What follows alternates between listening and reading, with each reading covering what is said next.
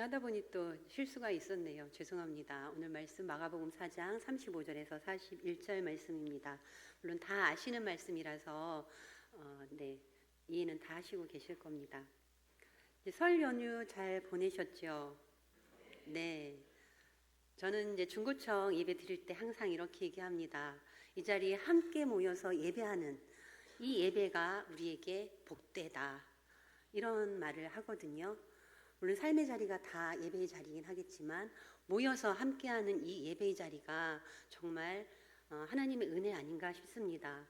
모여 있기 때문에 나뿐 아니라 함께 예배하는 성도님들을 통해서 우리가 믿음의 식구구나 이런 위로 위안을 받습니다. 이 자리에서 함께 예배드림이 주님 안에서 큰 복이라고 생각을 합니다. 새해도 2번이나 벌써 새롭게 시작을 했어요. 1월 1일도 시작을 했고 설날 음력 1월 1일도 그저께 또 새롭게 한 해를 2번이나 새롭게 시작을 했는데 성도님들 인생 살아가는 게 어떠시던가요? 인생을 생각해 볼 때 어떤 느낌이 드시나요? 보통 이런 질문을 하면 제가 이제 질문을 받았다면 아이고 힘들어요. 이렇게 저는 대답을 하거든요. 오죽 힘들면 꾸역꾸역 하루하루 살아가자. 제 속다짐은 그렇습니다. 하루하루 성실하게 꾸역꾸역 살아가자. 이렇게 생각을 하는데 힘들다라는 게 우리 대부분의 공통된 생각일 것입니다. 인생을 살아내는 것은 참 힘듭니다. 어떻게 보면 우리 경제가 옛날보다 더 좋아져서 더 나은 삶을 사는 것 같기도 하지만 삶의 질은 그에 비해서는 많이 좋아지지 못한 것 같다라는 생각을 저는 요즘 많이 하게 됩니다. 빈부격차 때문에 사회적인 이런저런 또 이제 양극화 이런 것도 좋지 않은 모습이고 그것 때문에 마음이 아프고 또 사회 안전망이 또 제대로 갖춰지지 않아서 소외되고 어려운 사람들은 더욱더 또 사회 바깥으로 밀려나가는 거 아닌가 이런 안타까운 마음도 갖게 됩니다. 한번 무너지면 또 이제 각자의 또 경험들도 있으실 텐데요. 내가 뭔가 목표를 가지고 열심히 하다가 그게 한번 무너지면 또 다시 일어나기가 쉽지 않은 게 또 우리의 삶이 아닌가라는 생각을 하면서 이런 우리의 현실이 어렵기 때문에 또 우리는 고민을 또 많이 하게 됩니다. 젊은이들을 글쎄요, 뭐 저는 조금 이제 젊은이는 아니지만 저에게도 해당되는 일일지도 모르겠는데 젊은이들은 오죽하면 힘들기 때문에 뭐 결혼도 피해가고 또 결혼을 한다고 해도 뭐 아이를 낳지 않거나 그렇죠? 내가 양육할 수 있는 한도에서 또 계획을 세워서 자녀 계획도 하고 하지 않습니까? 또 이렇게 자녀를 낳아도 우리나라 같은 경우에는 출산율이 아주 저조해서 지금 사회적인 그런 또 문제가 되고 있는데요. OECD 출산율이 뭐 한 명도 아닌 한 가정에 0.8 뭐 이렇게 되다 보니 미래가 좀 걱정되는 것도 사실일 것입니다. 뭐 제가 이렇게 말씀드려서 좀 송구하네요. 또 사이가 어렵다 보니까 이런저런 자포자기, 절망 가운데서 삶을 포기하는 사람들도 많습니다. 뭐 통계에 의하면 OECD 국가 중에 우리나라 자살률이 1위라고 하는데 이거는 참 안타까운 일이 아닐 수가 없습니다. 이런 말을 들으면 우리가 더 힘을 내야 되겠다. 그리스도인으로서 복음을 더 열심히 전해서 하나님 나라를 선포하고 생명의 소중함, 인생의 값진 보물이 하나님 안에 있다라는 것을 또 더 널리 전해서 이런 안타까운 일들이 좀 줄어들고 그랬으면 좋겠다라는 그런 생각도 해봅니다. 근데 우리는 이제 어른들로서 삶을 사회에서 뭐 경쟁 사회에서 살다 보니까 어렵다, 힘들다, 뭐 당연하게 이제 그렇게 생각을 하는데 어른들만 과연 또 힘들다고 생각하느냐 그렇지는 않은 것 같습니다. 우리 아이들만 해도 학교에서 대입을 목표로 또 이렇게 달려가는 거 보면 쉽지 않은 그런 삶을 어릴 때부터 살아가는 것 같아서 안타까운 마음도 듭니다. 부모님은 자녀들에게 어쨌든 좋은 교육 환경을 주어서 자녀들이 좀 더 밝은 미래를 열어갔으면 하는 그런 소망이 있지 않습니까? 교육열이 우리나라는 세계적으로 또 유명하죠. 아이들이 그런 부모님의 교육열 때문에 또 희생당하는 건 아닌가 이런 우려도 해봅니다. 어쨌든 우리는 아이건 어른이건 어려운 이 땅의 삶을 살아가고 있는데요. 이럴 때에 그리스도인으로서 또 돌아보면서 어떻게 살아야 되나 이런 고민도 하게 됩니다.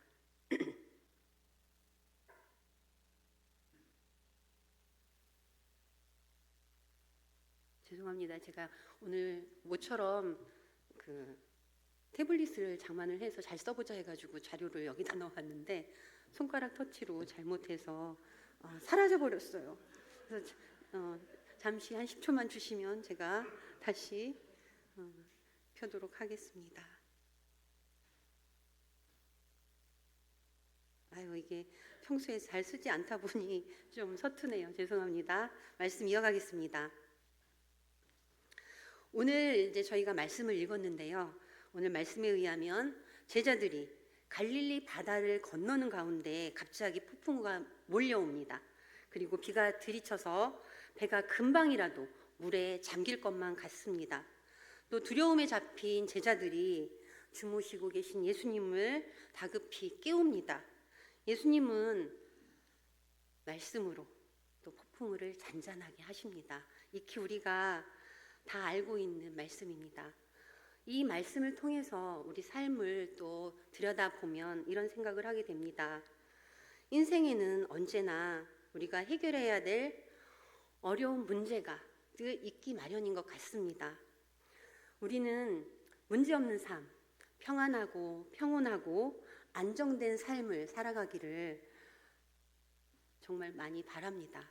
하지만 현실은 그렇지 않습니다. 항상 어떤 문제라도 우리 앞에 문제는 있기 마련인 것 같습니다. 우리가 이렇게 또 돌아보면 아무 문제 없을 것 같았던 완벽한 에덴 동산에도 문제는 있었습니다. 어떤 문제였나요? 아담이라는 하나님이 아담을 창조해 놓으셨는데 아담은 외로웠습니다. 외로움이라는 문제가 에덴 동산 안에 완벽할 것 같기만 한 그곳에 있었습니다. 하나님이 아담이 혼자 있는 것을 보시고 좋지 못하다라고 생각하셨고 또 아담은 외로웠기 때문에 누군가 옆에 또 필요했던 것 같습니다. 또 외로움뿐 아니라 제한이 있었습니다. 그 에덴 동산은 하나님이 아름답게 또 풍족하게 다 모든 것을 채워놓으신 곳이긴 하지만 제한이 있었습니다. 선악과를 따먹으면 안 되는 것이었습니다. 또 제한만 있었던 것이 아니라 유혹도 있었습니다. 하나님이 아담을 자유의지를 주셔서 만들어 놓으셨기 때문에 이 자유의지 때문에 또 하나님을 거부하고 자기 마음대로 할 수 있는 그런 유혹에 또 노출되어 있었던 것입니다. 이랬기 때문에 아담은 자기 내일을 알 수 없어서 또 불안하기도 했습니다. 에덴 동산이 천국만 같아서 모든 것이 다 행복하기만 할 것 같았는데 또 가만히 생각을 해보면 외로움도 어떤 제한도 그 안에 유혹도 불안감도 있었다라는 것을 우리가 알게 됩니다. 말씀드린 외로움은 고통입니다. 다 아시지요? 외로움 고통입니다. 그리고 제한도 고통입니다. 하지만 외로움을 겪어본 사람은 만남을 통해서 그 외로움을 헤쳐나가는 그런 기쁨을 또 누리게 됩니다. 제한도 마찬가지입니다. 제한 때문에 고통스럽기도 하지만 또 그것을 이겨냈을 때의 그런 감사와 기쁨이 있습니다. 유혹도 마찬가지지요. 유혹을 당해본 사람은 유혹을 멀리함으로써 또 유혹을 이겨냄으로써 또 자기 자신을 다시 한번 신뢰하게 되고 또 그 안에서 오는 감사를 누릴 수 있는 것입니다. 제가 어렸을 때는 이런 이야기를 듣고 자랐어요. 요즘의 아이들은 또 다른 것 같은데 효녀 이야기, 효자 이야기 이런 것들이 참 많았어요. 이런 기억이 납니다. 오늘 점심 때 저희 딸기를 아주 맛있게 먹었는데요. 한겨울에 병중에 계신 어머니가 시름시름 알아가시면서 얘야, 내가 딸기가 먹고 싶다. 딸기만 먹으면 일어설 수 있을 것 같다. 이 말을 들은 어린 딸은 한겨울에 눈밭을 뒹굴어 가며 산속을 헤집어 가며 열심히 딸기를 찾습니다. 근데 한겨울에 딸기가 있을 리가 없지요.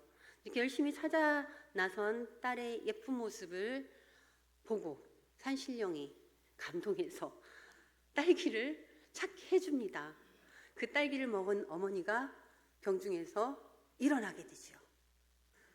이런 얘기를 들으면서 마음에 어떤 울림이 있으면서 저는 자랐던 것 같습니다. 근데 요즘에 어디 좀 다르죠. 마트에만 가면 신선한 딸기를 한겨울에도 우리는 곧잘 사서 먹을 수가 있습니다.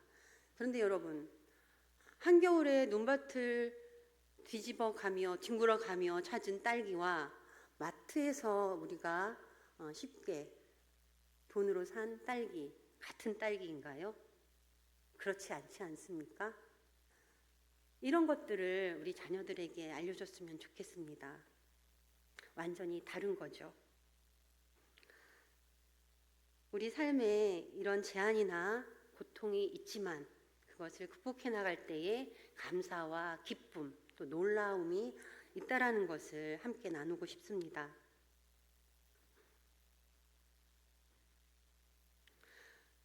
유혹도, 불안도, 그리고 말씀드린 외로움이나 제한도 우리에게는 모두 고통이지만 이런 것들을 잘 극복해내게 되면 우리 마음에 평안도, 평화도, 감사도, 기쁨도 넘쳐나게 됩니다. 이런 데에서 삶의 의미가 있는 것 같습니다. 삶의 두려움과 문제를 다루는 최고의 방법은 우리는 믿는 사람들이기 때문에 또 하나님 앞에 엎드리는 것이라고 할 수가 있겠습니다. 오늘 본문 말씀에서 또 우리가 알 수 있는 것은 인생에 어려움이 늘 함께하긴 하지만 또 그 어려움이 있다면 그 어려움 속에 예수님이 항상 계시다는 겁니다. 우리 그리스도인들에게는 어려움만 찾아오는 것이 아니라 그 어려움 속에 함께하시는 예수님이 계시다는 것을 우리가 잊지 말아야겠습니다. 흔히 우리 인생을 또 배에 비유하기도 합니다. 배가 바다에서 흔들리기도 합니다. 우리의 인생도 마찬가지입니다. 흔들립니다. 폭풍우를 만났을 때는 더 많이 심하게 흔들립니다. 그러나 중요한 것은 예수님이 우리 인생의 배에 계신가 안 계신가 이 부분일 것입니다. 아무리 폭풍우 치는 비바람이 몰아치는 그런 상황이라고 할지라도 그 안에 그 어려움 가운데 예수님만 계시다면 그렇게 두렵지는 않을 것 같습니다.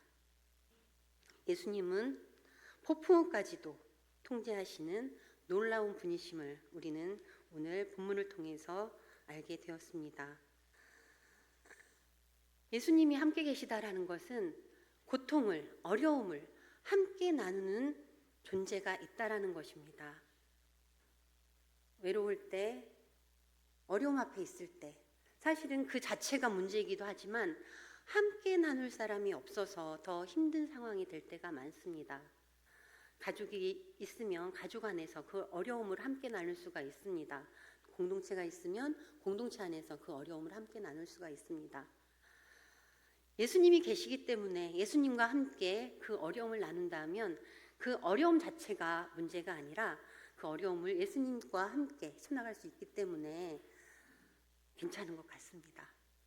우리 성도님들에게 어려움이 있다라고 하더라도 또 그 어려움을 함께 나눌 수 있는 예수님이 늘 그 어려움 가운데 함께 하시기를 또 소망해 봅니다.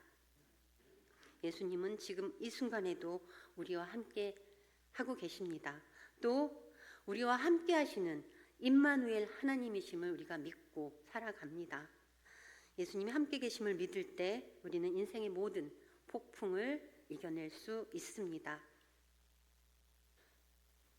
인생이라는 큰 배가 내가 타고 있는 배가 흔들리고 있다고 느낀다면 이렇게 말씀드리고 싶습니다. 예수님이 여러분 곁에 계십니다. 예수님이 우리와 함께 계십니다.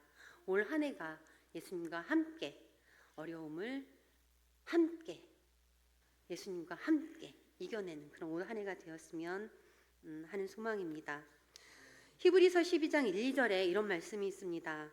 이러므로 우리에게 구름같이 둘러싼 허다한 증인들이 있으니 모든 무거운 것과 얽매이기 쉬운 것을 벗어버리고 인내로써 우리 앞에 당한 경주를 경주하며 믿음의 주요 온전케 하시는 이인 예수를 바라보자. 예수를 바라보는 올 한 해가 되기를 소망합니다. 또 제자들이 탄 배는 어떻게 보면 오늘날의 교회라고 말할 수도 있겠습니다. 실제로 교회사에서 이렇게 보면 배로 묘사한 경우가 많습니다. 세계교회협회 WCC가 있는데 로고가 배 모양으로 되어 있기도 합니다. 교회가 배와 같다면 교회 역시 파도에 휩싸입니다. 그러나 예수님과 함께하는 교회는 고난의 파도 속에서 더 강해집니다. 기독교 역사를 봤을 때 역사 속에서 교회가 가장 강하고 아름다웠을 때에는 어려움을 당하는 박해 속에 있을 때였습니다. 가장 순수할 때는 신앙으로서 가장 순수하고 빛나는 순간은 고통 속에 있을 때, 박해 속에 있을 때였다는 것을 역사를 통해서 우리가 볼 수가 있습니다.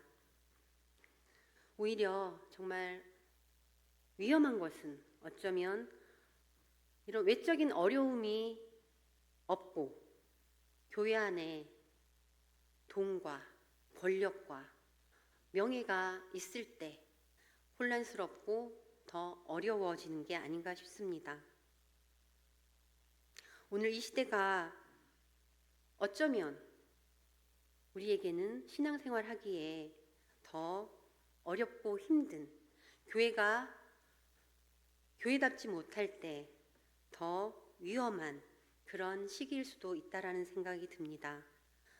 교회가 예수님과 함께 예수님께서 이 땅을 향해 하늘나라를 선포하시면서 십자가의 고난을 짊어지셨던 것처럼 교회가 세상과 함께 어려움을 이겨냈으면 좋겠다라는 그런 생각을 해봅니다.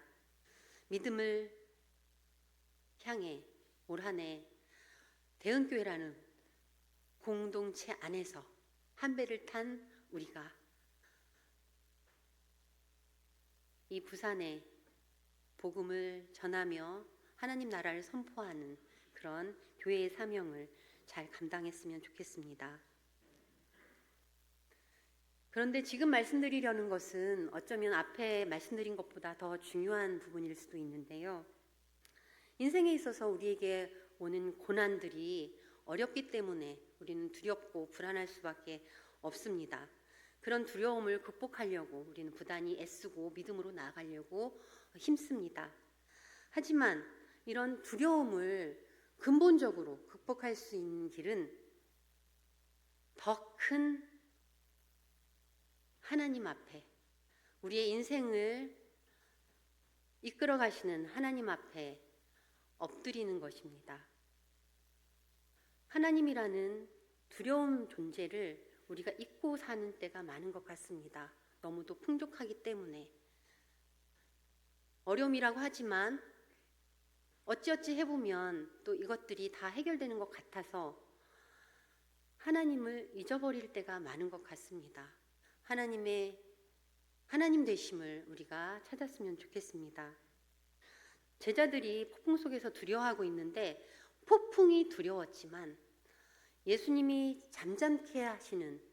폭풍을 잠잠케 하시는 이 놀라운 일을 보고 제자들은 오히려 더 두려워합니다. 예수님이 누구시기에 이런 일을 할까? 폭풍도 두려웠지만 그 두려움과는 다른 색깔의 두려움으로 예수님을 두려워합니다. 예수님을 경외하게 됩니다. 이런 두려움이 오늘 우리에게 있어야 될 것 같습니다.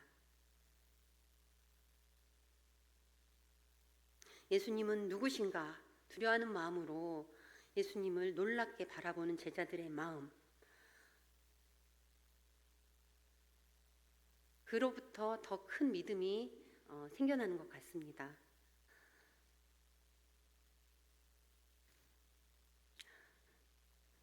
그동안에 우리 교회사를 보게 되면, 한국 기독교를 보게 되면 옛날에는 교회에 와서 함께 예배하며 믿음 생활을 할 때에 어떻게 하면 더 하나님을 기쁘시게 할까, 하나님을 영광스럽게 할까, 내 시간을 교회의 시간에 맞추고 또 내 형편을 또 하나님께 맞춰가면서 하나님께 영광 돌리려는 그런 노력들이 많았었는데, 갈수록 이제는 내가 교회에 오면 하나님께 영광 돌린다 이런 생각이나 마음보다는 어떻게 하면 내가 더 은혜를 받을까,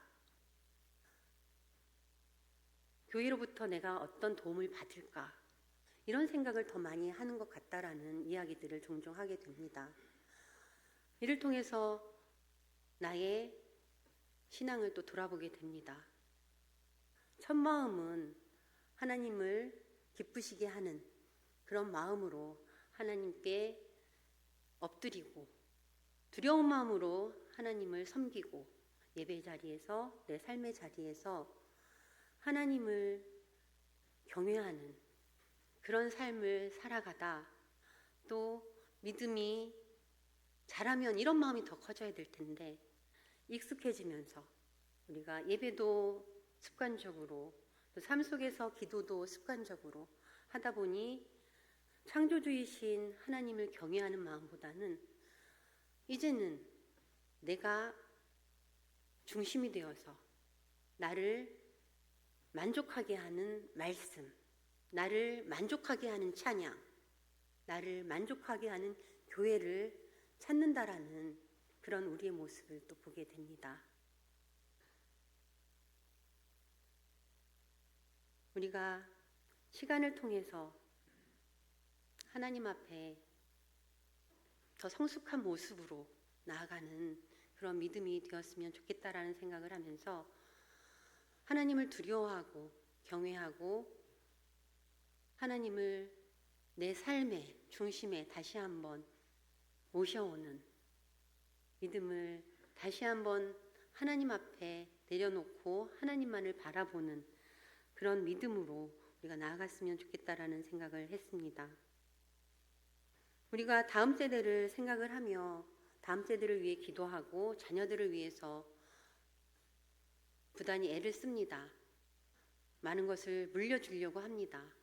하지만 세상적인 기준으로 재산을 물려주고 명예를 물려주고 이런 것들이 하나님 앞에서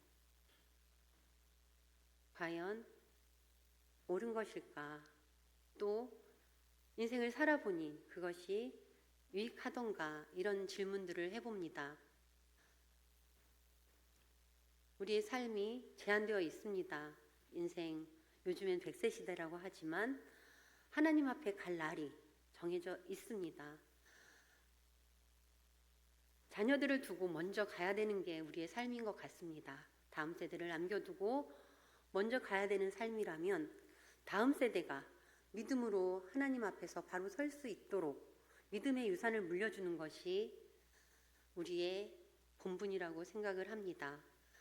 그 믿음의 가장 중요한 것은 또 하나님을 두려워하면서 하나님을 존중하면서 하나님을 경외하면서 내 삶을 하나님께 드리고 의지하는 그런 믿음을 우리의 자녀들에게, 다음 세대에게 흘려보내고 심어주었으면 좋겠습니다.